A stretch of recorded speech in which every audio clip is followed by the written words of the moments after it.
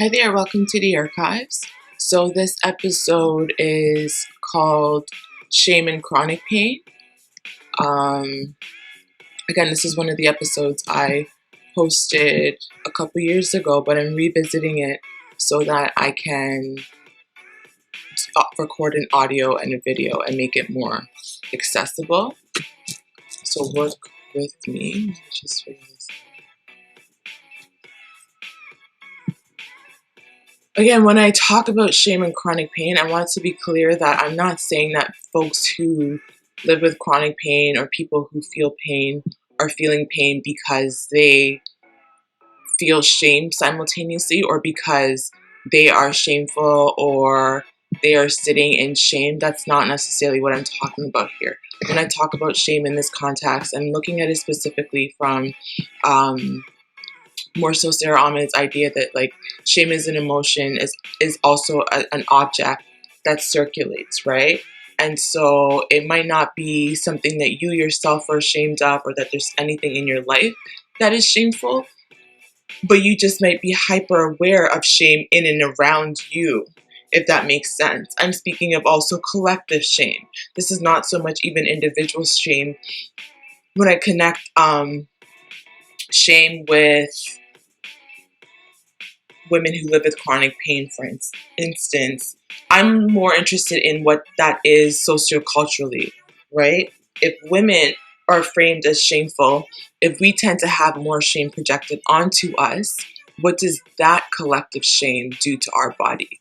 So I'm not looking at this specifically from an individual perspective, or even shame, how we traditionally understand emotions as something that's like in us, of us, we become it. That's not the context I'm speaking of here, or really ever when I talk about shame. I'm thinking about shame in terms of what does it mean when it is an object that's circulating in and around us that we might, because of our hypersensitivity, because of how we are framed by society as shameful, then we therefore have more of these shame objects circulating in and around our sphere, right? So what is not spoken about often enough is how coming into consciousness, doing better, raising our vibrations, transforming and ascending, whatever and however you define these terms, these processes and practices can be extremely painful.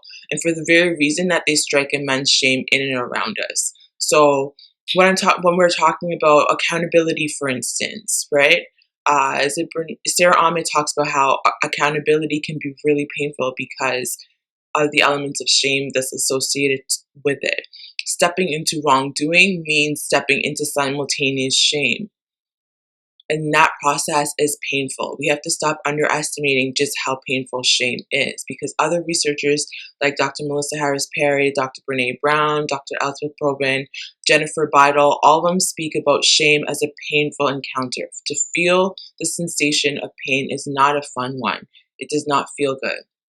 Accessing what activist Angela Davis calls like the state in us is a gruesome process, right? Frantz Fanon talked about how colonization was violent and decolonization subsequently would also be violent. I just never realized how much of that would play out on my mind body.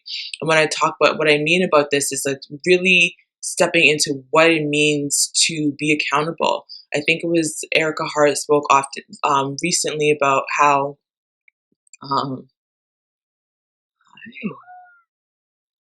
Erica, I think it was Erica Hart was talking about how I don't remember what was she saying. Something about accountability. What we're actually talking about oftentimes is like how painful these things is accountability. And yes, accountability is going to be painful because it brings elements of shame, right? Recognizing that you have done something wrong is going to, at least I hope, would spark some sort of shame within you.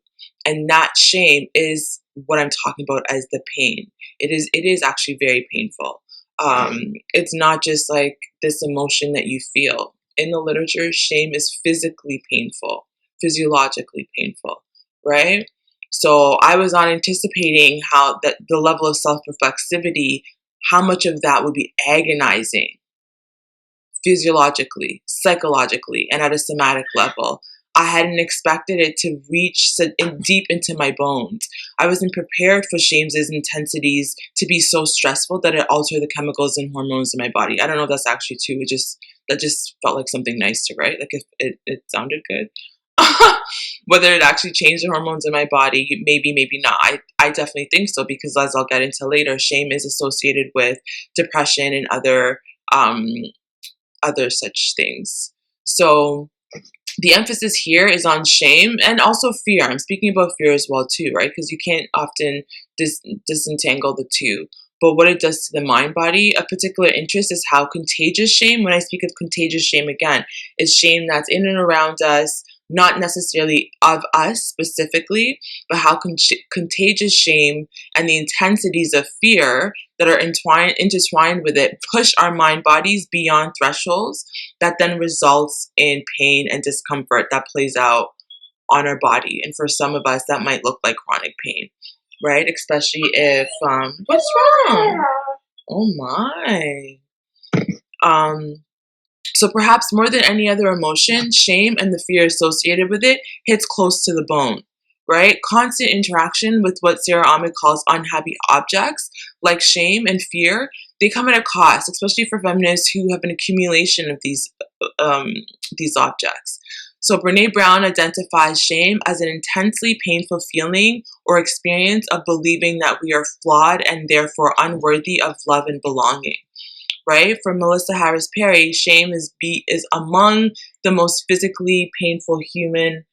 I love. Thank you. Okay, thank you. Thank you so much for your kisses. Thank you, Olive. Okay. Oh wow. Okay, Olive. Thank you. We're filming. Oh, okay. Mwah. Thank you. Not the lips. Oh, not the lips, girl. Okay, sweetheart. Thank you so much for your kisses. That was delightful. Where was I?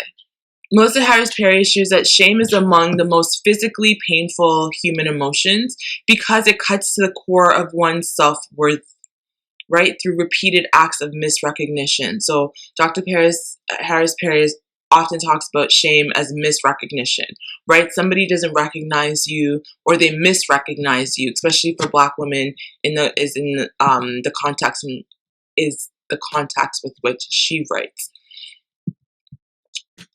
At the psychosomatic, physiological, and physical level, shame is embodied as a warm, for me at least, as a warm sensation. Sarah Ahmed also talks about this, so this is also coming from Sarah Ahmed's work, but it talks about how shame and fear is like a warm sensation, a heat that envelopes the body. A buildup of excess shame results in health complications. Right? So energetically, when I pay attention to shame, it might look like rapid cells in motion for me. It might bring a warmth to the surface of the skin. Some people blush, for instance. It might cause your belly to hurt, your heart to palpitate or to sink. Shame moves blood to flow differently, right? It might elevate it, it might decrease it. It shifts our heart rates to beat irregularly. It presses on muscles and bones, at least for me. It accumulates an added weight, right? There's like this, like when we say it's like a weight lifted off of our shoulders. It becomes this dense thing that we're interacting with. So research has shown that shame is connected to depression, anxiety, suicide, aggression, and it results in harm and death as well as chronic pain. So here I want to focus on chronic pain specifically. So according to Robert Gatchell and et al., there's a bunch of different authors, but Robert Gatchell is the primary one. There's a whole bunch of them. Check it out. It was in 2007. So this is a little bit dated. I want to note the numbers have likely changed from then. I had to update it. But this was in 2007, over 50 million Americans, and this is also in the American context, not the Canadian context, right? So over 50 million Americans lived with chronic pain at the time, and they accounted for over 80% of all physician visits. And they cost the American system more than $70 million per year on healthcare costs. That has changed. I was in a meeting. I'm part of a pelvic pain group. And this week we were talking about, I think it was over 250,000 people in the Ottawa region are living with chronic pain. So there are a lot of people who are living with chronic pain. What exactly is chronic pain? Unlike acute pain, which is adaptive, it's short-lived, and it's easily treated biomedically, chronic pain persists for more than 3 months consistently, and it's more complex in nature. So Toronto-based naturopathic Dr. Hanifa Menon, who is my naturopath, Hanifa wrote an article that was called Healing Emotions, Healing Pain, and also Crystalline Guerin, Sama Hassan, and Karen Cooley, they wrote an article called An Integrative Medicine Approach to Chronic Pain. So these are some of the resources that I was looking at for some of this work. And they were talking about how research shows that chronic pain can emerge as a result of some of the following: trauma to a particular region, such as the low back, the head, or the pelvic. Chronic pain can get caused as part of a comorbidity that's linked to other conditions such as cancer, diabetes, or depression. Or 3, without any known or identifiable reason, right? So you might just have chronic pain and it might not be associated with anything. You might literally not know what it is that is causing it. Through George Engels has the biopsychosocial model, and through that framework, chronic pain is seen as multidimensional in that it is modulated by a complex interaction, right? And between biological, psychological, sociological, physiological, neurological, emotional, spiritual, holistic symptoms, variables, or factors. So there's a whole lot of different things that could be at play, and sometimes there's a whole lot of nothing also at play simultaneously as well too when we're talking about chronic pain, right? What this means is that psychological illnesses such as depression and anxiety, they can and they do intensify pain, right? Sociological factors like isolation, loneliness, stigma and discrimination, ableism, saneism, racism, all of these things amplify pain as well too, right? As do spiritual disconnections, as is frustration or different personality traits. All of these will change how somebody interacts with chronic pain in their lives. So I want to note that. So according to Hanifa Menon, biologically and physiologically, trauma can damage nerve fibers that cause them to become hypersensitized, creating physical pain. What is otherwise known as neuropathic pain, which consists of damage to the nervous system, including the peripheral nerves, the spinal cord, and certain central nervous system regions. So neuropathic pain can also occur spontaneously, right? There might not be any reasoning like I already said. At other times, it can cause individuals to feel excessive pain.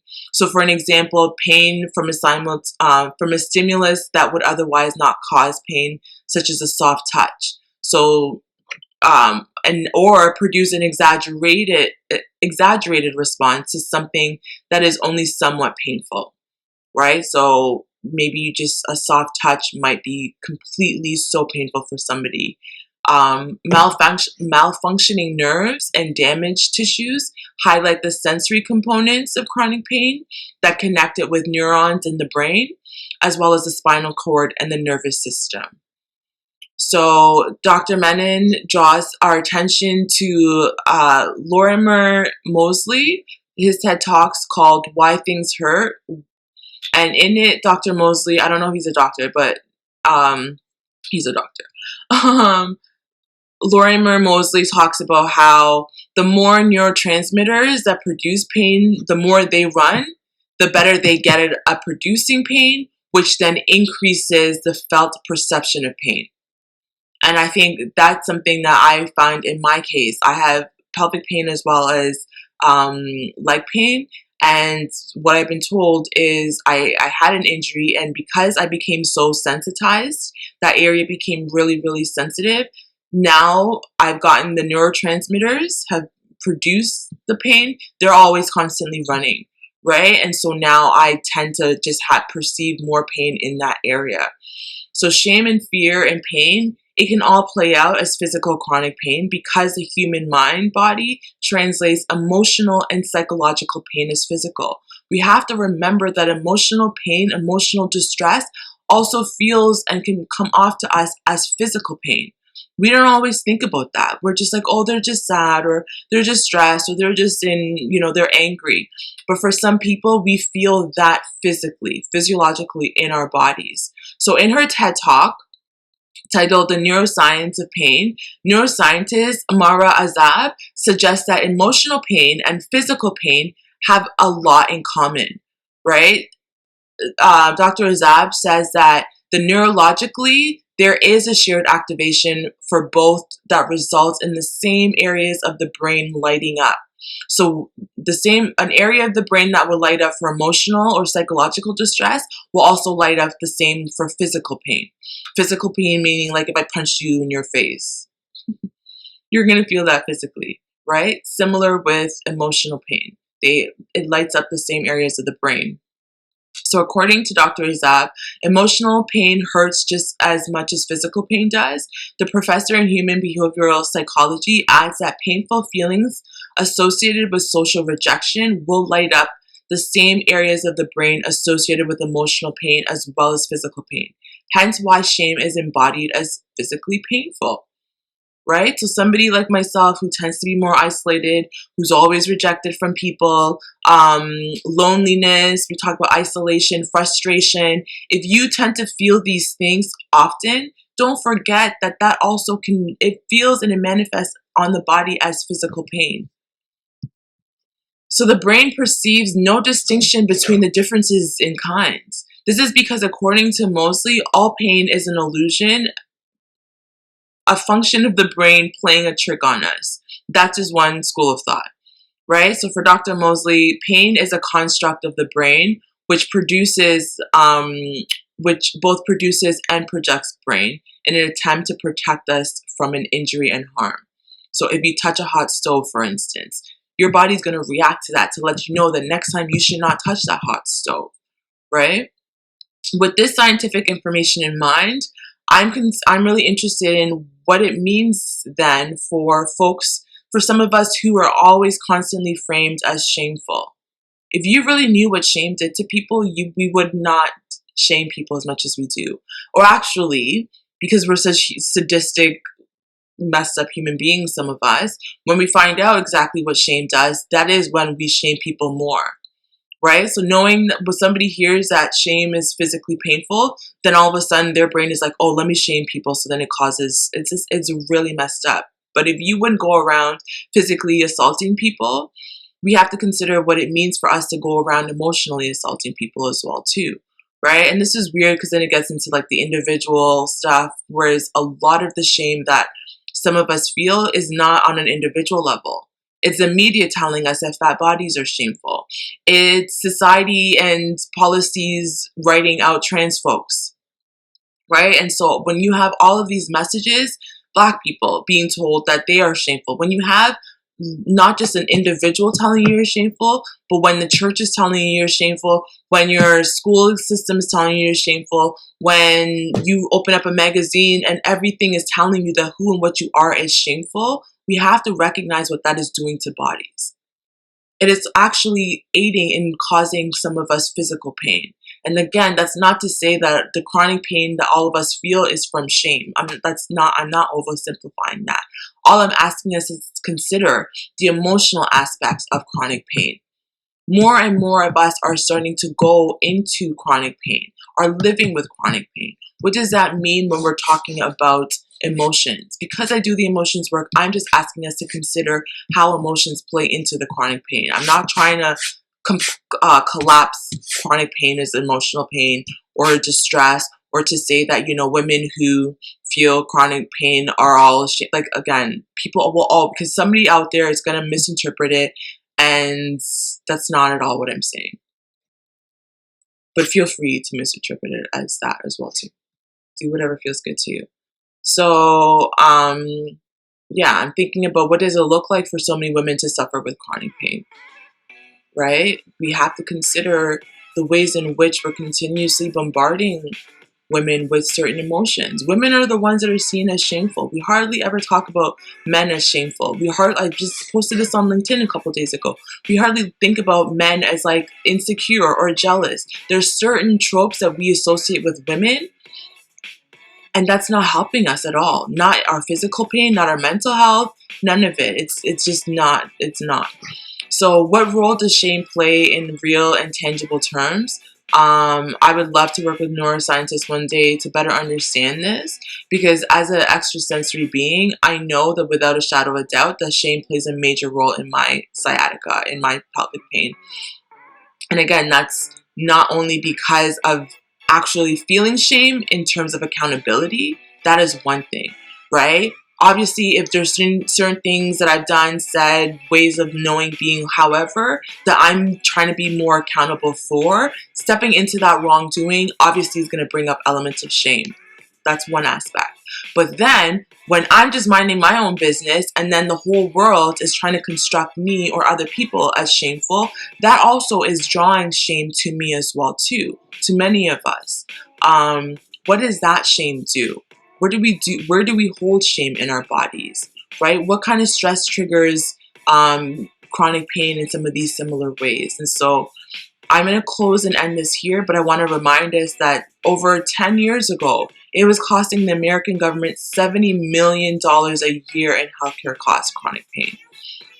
That has definitely gone up, and it will continue to go up as we move into the future, because again, more and more of us are finding ourselves living with chronic pain for whatever different reasons, right? Whether it be due to chemical sensitivities, physical stuff, whether it be to accidents, trauma, or just spontaneous. We don't know what causes chronic pain for a lot of people as well too. So that's what I wanted to talk about in terms of shame and chronic pain. If this resonates, please pass it along. If it doesn't, that's completely okay. Like, my words are not meant for everybody. If you'd like to make a donation, definitely do that. I'm on PayPal at darchives, DEEARCHIVES. I'm also on Buy Me a Coffee. I think that's all I wanted to say. Until next time, in solidarity.